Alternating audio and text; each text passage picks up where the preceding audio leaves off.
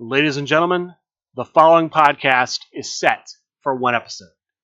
Your host from Columbus, Ohio, is Michael Kirk. Welcome to the Outlaw Mudcast. Hello and welcome to the Outlaw Mudcast, your digital audio dirt sheet for all things Supershow. Top story this week: the Kickstarter crowdfunding campaign for Supershow, the Major Wrestling Edition with Matt Cardona, has ended. The campaign ended Friday, October 17th at 8 p.m. Eastern. I think I said 7 p.m. last time. I must have just misread it. I apologize for that. 8 p.m. Eastern, the campaign ended. At the end of the campaign, 226 backers had pledged $30,724. That was enough to make sure the campaign was fully funded. That was enough to earn every stretch goal. That's including the funding goals and the community goal, the backer goal. This means that if you pledged at a level where you were eligible for stretch goals, you will receive a copy of the original Swoggle competitor set, the new Ultra Dracula competitor set, and the new Canic entrance card. Hitting those goals also made the new Swoggle competitor set available as an add-on along with the Smart Mark Sterling add-on. I was curious once we reached the Ultra Dracula goal and once we reached the 200 backer goal, if any additional goals would be put out. There weren't. The only thing I saw added was they made available as an add-on option another copy of the main box set with Matt Cardona and Brian Myers. Otherwise, nothing really changed in the campaign. We didn't have any additional Create a Competitor content pledged in the last few days either. Last I reported, all of the Create a Competitor tiers had sold out, and 6 of the 20 Create a Card tiers had sold out. That never changed. At the end of the campaign, 14 of the 20 still remained. So nobody picked up in the waning days of the campaign a Create a Card tier. Looking at this tier, it felt small to me. It felt like this wasn't as big as past campaigns. So I went back and I looked at the Super Show box set campaign. So I ignored any of the campaigns involving the comic book, for example. Here's how this compares to previous Super Show campaigns. The Super Lucha campaign, which is arguably a huge campaign for Super Show, had 542 backers who pledged $62,974 to the campaign. The Time Warp campaign. This was the campaign centered around the box set with Dr. Dick Thunderlips and the Medieval Prankster. That campaign had 283 backers, pledging $42,404. The Super Show Going Over box set campaign had 369 backers, pledging $54,844. This had 2 box sets in it: the Rainbow Girl vs. Terror Skull box set and the first ever Tornado Tag Team 2-player box set with Black Lipstick versus Cryptocurrency. We have to go all the way back to March of 2018 to the Super Show the Knockdown campaign, which had 219 backers pledging $27,224 to find a campaign that had less dollars and less backers pledging than this campaign. I am not sure why this campaign had less backers and less dollars pledged than most of the campaigns over the past few years. I don't know if that's because this is effectively the third campaign in about a year. The Super Lucha campaign closed in August of 2024. The comic book campaign closed in April of 2025. This is October of 2025, so that's about 14 months covering all three of those campaigns. I don't know if it's because of the competitor. While it's always nice to get licensed competitors in Supershow, this is going to be the third Matt Cardona competitor set. Has the novelty worn off? I don't know. I don't feel like we got a lot of help from the partnership with Major Wrestling Figure Podcast. I don't recall seeing a bunch of people from that podcast coming over and supporting this campaign. We had a joint crowdfunding campaign with WrestleMania Symphony of the Fight from 9th Level Games 2. I don't recall seeing a lot of crossover from that partnership. So I don't know how well those partnerships really helped with this campaign. I also don't know if the lack of social media stretch goals hurt the campaign. This, from what I can recall, is the first Supershow the Game campaign outside of the Super Lucha, which was special because it was the Mucha Lucha Super Show crossover. But the first one outside of Super Lucha that didn't have any share to Facebook, share to Instagram, share to Twitter. I don't know if going away from encouraging people to share the Kickstarter campaigns on social media has hurt the Kickstarter campaigns. I really don't know. I don't know why this campaign was not as big as past campaigns. Hopefully that's an aberration and not the start of a trend. Now, when is the next Kickstarter campaign going to be? I don't know. Nothing like that's even on the horizon. The estimated delivery date for this campaign is May of 2026. That's about 6 months from now, give or take. October to April is 6 months. So that's a little over 6 months from the time I'm recording this. That's all the news I really have regarding the Kickstarter Super Show, the Major Wrestling Edition with Matt Cardona campaign. Let's talk about upcoming tournaments. The next big upcoming Create a Competitor tournament is going to be at Level Up Games in Duluth, Georgia. Tickets currently on sale on supershowthegame.com for the Create a Competitor tournament. $30 will get your ticket for the tournament. You can go to the shop section, use the drop-down menu to select in-person and online events, then select events. It will bring up two. One of those, Miso Mania 3, has already passed. The other one is ACCW Presents Level Up Create a Competitor. Again, it's $30.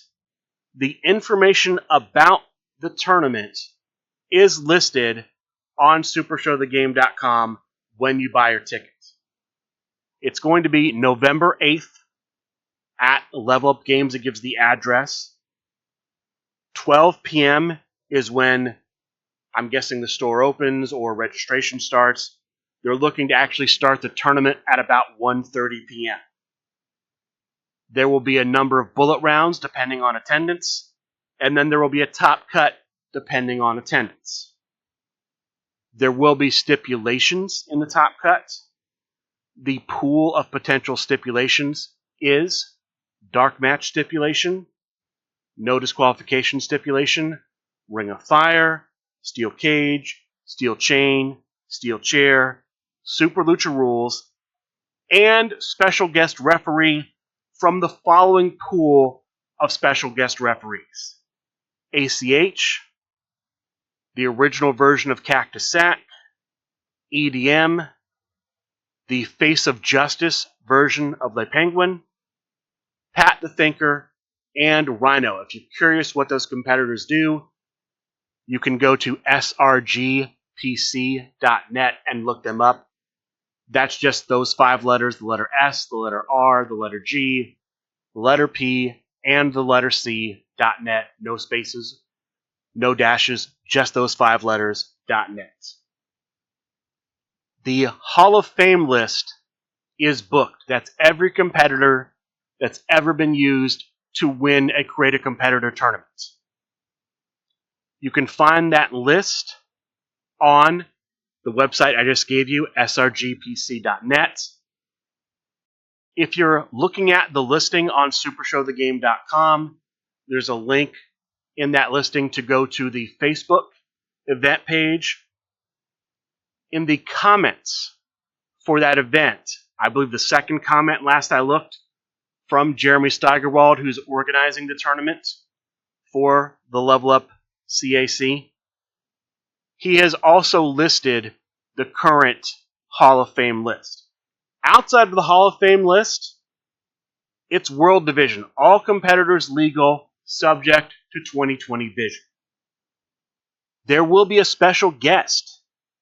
Independent wrestler Alex Kane will be at Level Up Games starting at noon for the tournament.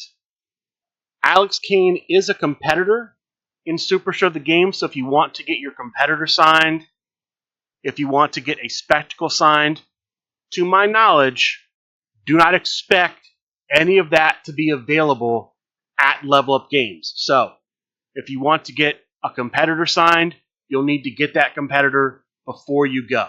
Spectacle, you'll need to bring your own spectacle. So, anything you want to get autographed, you'll need to plan on bringing that to Level Up Games November 8th for the CAC. As far as featured matches, championship matches, we will have to wait and see. I assume those things will be announced between now and then. There is time.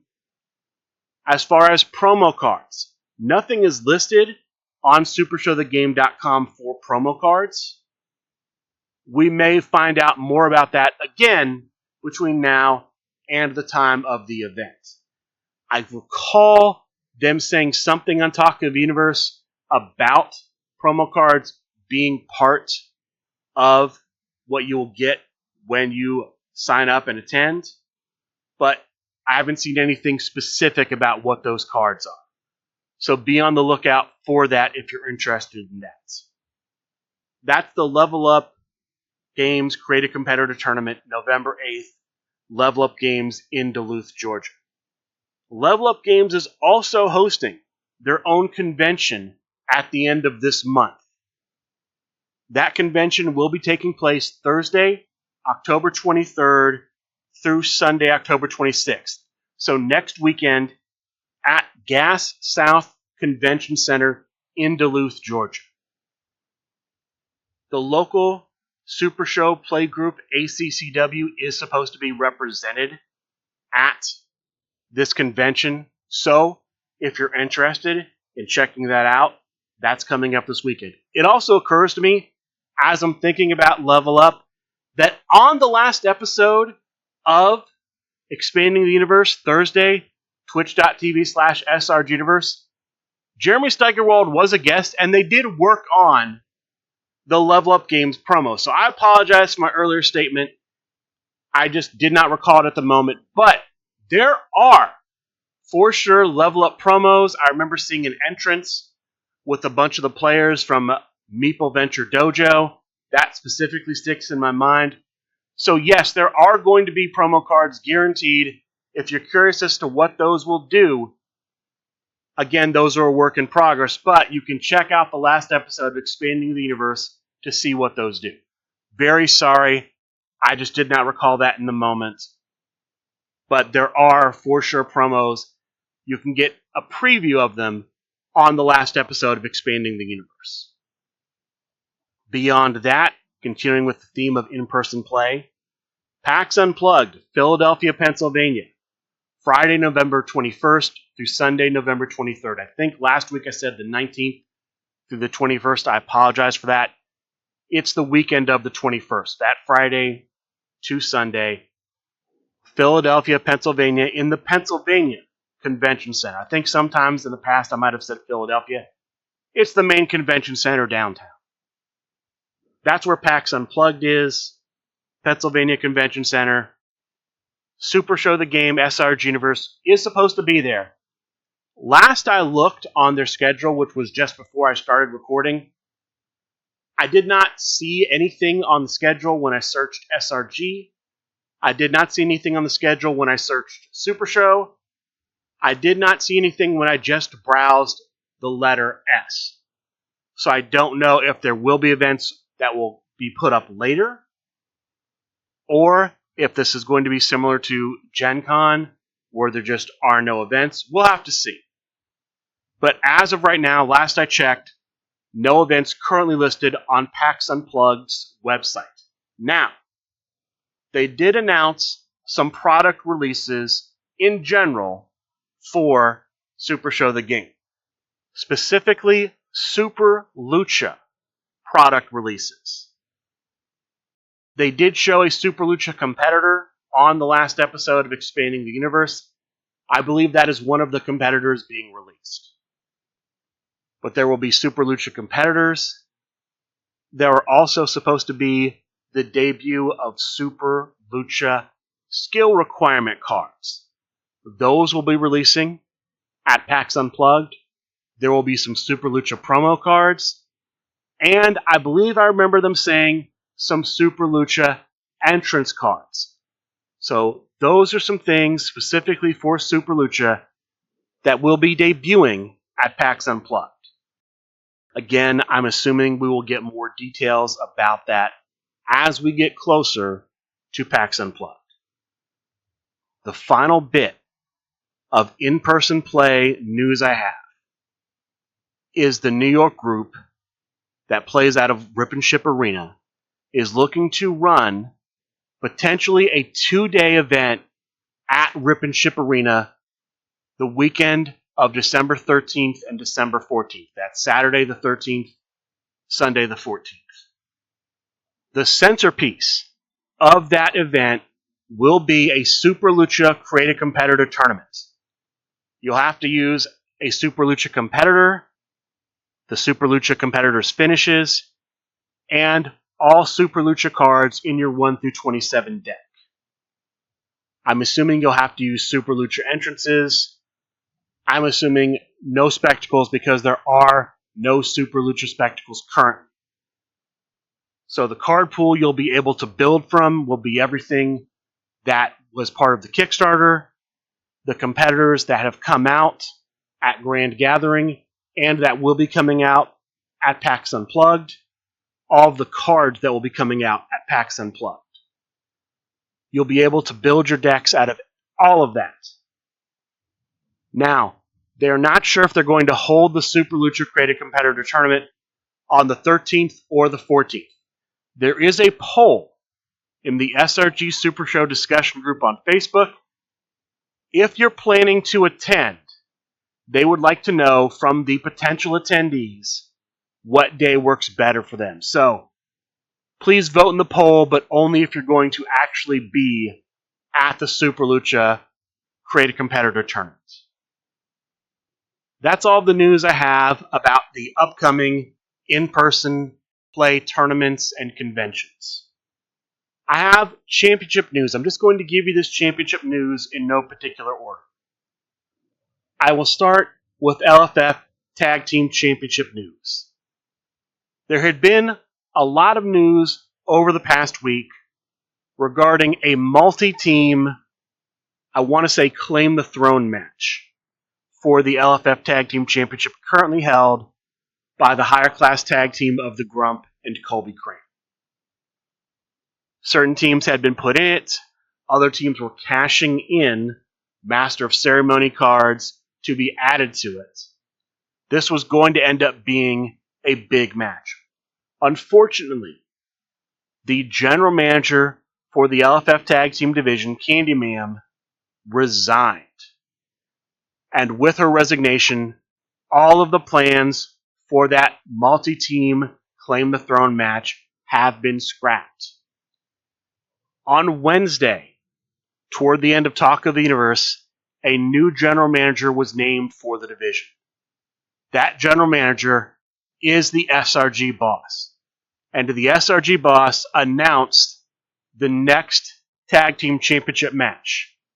The champions I just mentioned, the Grump and Colby Cram, will attempt to defend the championship against the Crime Wave Faction War winners, Brian Wait For It Schmidt, playing as Deathmatch King Matt Cardona, and Fotista, playing as, I believe, the version whose art is inspired by Drax from the Guardians of the Galaxy movies. I believe that's the version he's using.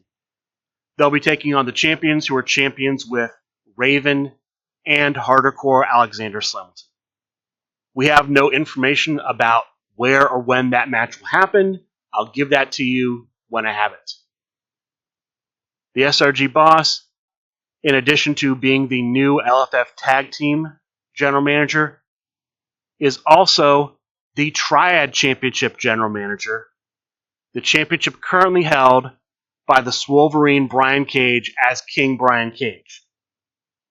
The SRG boss, as Triad Championship General Manager, has announced the first defense attempt for Brian Cage. Brian Cage will be on Sunday Night Fights, October 26th, and he will attempt to defend in a triad match against Johnny Eldorado and Alexander Slamilton. Those will be the two challengers for Brian Cage. No word yet on the competitors they're using, but that match is going down 1 week from today as I'm recording this. We've had some announcements about the LFF Global Championship. The champion coming out of Misomania 3, new champion with the original EC3, Harvey Lester. He is going to have his first defense on Sunday Night Fights, November 9th. He will be defending against Ricky Riot. Ricky Riot will be challenging using Shane Hurricane Helms. So Sunday Night Fights, November 9th, Sunday Night Fights generally starts 8 p.m. is when the matches start. 7:45 is when the pre-show starts. Twitch.tv/SRG Universe. It's also been announced that the Enforcer, because of his success in the Misomania Create a Competitor tournament, I believe he made the top 4 in that, he will be getting a future shot at the LFF Global Championship. The final bit of championship news I have comes from the LFF Trios General Manager, the Italian Bombata. The Italian Bombata is reaching out to local playgroups to encourage them to create their own Trios divisions. He would like them to compete for Trios championships, and he'd like it to be a robust division, not just, two guys playing each other week after week. He wants a few people at least in the division. If somebody becomes the locals trio champion and successfully defends that championship 3 months in a row, they will be potentially a contender for the LFF Trios Championship. So if your locals already has a Trios division and you have a champion who's achieved that mark, I would submit that to the Italian Bombata. If you don't have a Trios division, consider creating. And then one last bit of news before I talk about the online tournaments and featured matches from this past week. CCC sign-up update. If you want to sign up for the 2025 Create a Competitor competition, you have until Halloween, October 31st. I want to say that's a Friday, just under 2 weeks from now, to sign up. You'll need to send an email with your name, the name of the competitor you're entering that you want to create, a physical description of that competitor, what they look like, what their gear is, what they wear. You want to send that in. Send in a brief biographical description, how they heard about the LFF, why they want to be in the LFF. Send all that in to stuman9@hotmail.com. That's the letters STUMAN and the digit 9 at hotmail.com. If you want to do that, again, I'm entering in JAC. I hope you will support JAC in the 2025 CCC. And now let's talk about the online tournaments and featured matches. Only one tournament this week. From what I can tell, there was no Monday Night Fights. Brian Schmidt, who normally runs that, was off, and they did not create a substitute event. So the first and only online tournament this week, Chibi's Thursday Night Fights. Open division event. 14 players signed up for the tournament. They played 3 bullet rounds and then cut to a top 8. In the quarterfinal round, all of the matches were New York rules matches. The matches in the semifinal round, the third place match, and the finals match were all dark match stipulation matches. Your top 4 end up being in 4th place, playing as Faye Dragon, HR. In 3rd place, playing as Swim For It, Candyman Dan. In 2nd place, playing as the Grand Pack version of Practice Site, Ricky Riot. And the winner of Chibi's Thursday Night Fights, playing as New Jack, Sam Stanton. Congratulations to Sam Stanton for winning Chibi's Thursday Night Fights. Saturday, there was a contender match for the UCW Hardcore Championship streamed on the Flame Fighters Twitch channel. This was a 6-player birdcage match using bump out rules. The first player in, the big guy playing as the Grand Pack version of the big guy. The second player in, the Meeple, playing as the second version of the Meeple's champion. The third player in was HR as the original Hallow King. The fourth player, the Misfit, playing as Mayhem. The fifth player, Chugonomics, playing as the original version of Big Daddy Booker. And the final player in, the Wolf Guardian, playing as Brother Dan. The first player to be eliminated was the second player in the match, the Meeple. He was eliminated by the Misfit at crowd meter 3. The second player out, eliminated by the big guy at crowd meter 5, HR. The third player eliminated by the Wolf Guardian at crowd meter 7, the maximum crowd meter, so every elimination from here on out is at crowd meter 7. Chugonomics. The fourth player eliminated, also eliminated by the Wolf Guardian, the Misfit. So it comes down to the first player in the match, the big guy, and the last player in the match, the Wolf Guardian, the winner, earning a future shot at the UCW Hardcore Championship likely next month. The big guy. Congratulations to the big guy, lasting all the way through the match and eventually winning a shot at the UCW Hardcore Championship. Sunday, we had Sunday Night Fights. 3 matches on the match card for Sunday Night Fights. The opening match was for the LFF Tri-State Championship. The champion, El Hombre Cybernetico, champion as El Hombre Cybernetico. The challenger, Sam Stanton, the interim champion, playing as Raven. I'm not 100% sure on the details, but I believe there was some sort of event at Grand Gathering 5 for Tri-State players. Sam Stanton won that event, and so he was crowned interim champion because the current champion, El Hombre Cybernetico, couldn't be at Grand Gathering 5. I wasn't a huge fan of crowning an interim champion, but it happened, and they had their match. Both players able to use the LFF Tri-State Championship as their entrance card.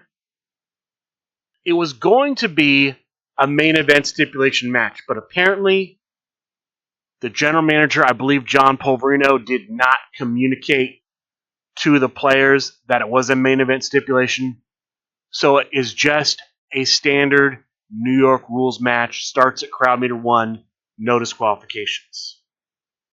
The match ends up going to crowd meter 2. The winner at crowd meter 2, rolling a 12 due to the effect from the championship belt, going from the interim champion to, I guess, the unified champion, I would just say the LFF Tri-State champion in general, Sam Stanton. Congratulations to Sam Stanton for becoming the new LFF Tri-State champion.